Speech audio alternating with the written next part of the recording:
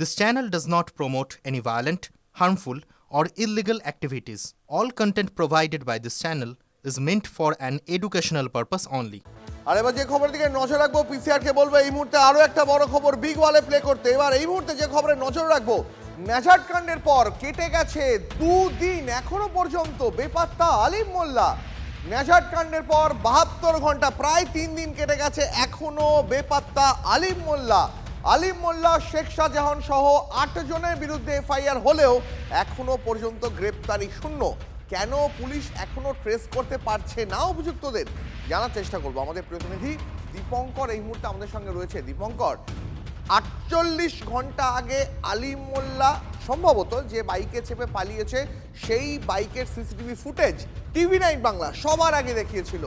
Police যদি CCTV খোঁজেই এখনো পর্যন্ত তদন্ত এগিয়ে নিয়ে যায়, সিসিটিভি তল্লাশি চালিয়ে যদি তদন্ত এগিয়ে নিয়ে যায়, এখনো পর্যন্ত কেন আলিম মোল্লার খোঁজ পাওয়া গেল না? বড় প্রশ্ন, কেন খোঁজা হলো না বা কেন খুঁজে পাওয়া গেল না।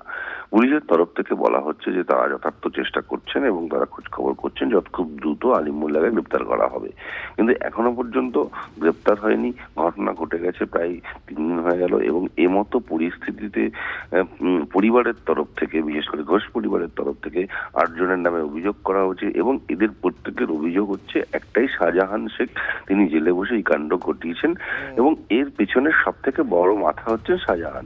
সেই জায়গা থেকে যখন বলা হচ্ছে, তখন আলিম মোল্লা হচ্ছেন একজন মূল অভিযুক্ত, কারণ তাকে দেখা গেছে যে ভোলানাথ ঘোষ তিনি চিনতে পেরেছেন এবং তিনি বলেছেন যে গাড়ি একবারে ধাক্কা মারা হয়েছে এবং গাড়ি থেকে নেমে আলিম মোল্লা অন্য বাইকে করে চলে গেছে, তিনি দেখেছেন।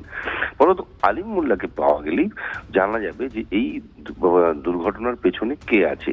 আসলে যে এটা সাধারণ দুর্ঘটনা নয়, সেটা খুব দ্রুত পরিষ্কার হয়ে যাবে। যে যদি সাধারণ দুর্ঘটনা হতো তাহলে অনেক ধন্যবাদ, নজর রাখো। ধরবে না ভোট ব্যাংকের পলিটিক্স, ধরবে না ভোট ব্যাংকের পলিটিক্স। ধরতে কাকে যাবে? কাল রাত্রি 2টোর সময় গিয়ে অশোকনগর থেকে দরজা ভেঙে ধরে নিয়ে এসছে। আমি পরে ব্যবস্থা নিচ্ছি। চালক বা খালাসি, বাসের ক্ষেত্রে চালক বা কন্ডাক্টর, তারা একটা প্রাথমিক, যারই দোষ হোক, প্রাথমিক একটা আতঙ্ক থেকে তারা একটু সরে যান। ফলে তাদের আবার সন্ধান করে খোঁজ করে এনে গোটা বিষয়টা করতে হয়। ফলে এই ঘটনাটা কোনো নতুন নয়।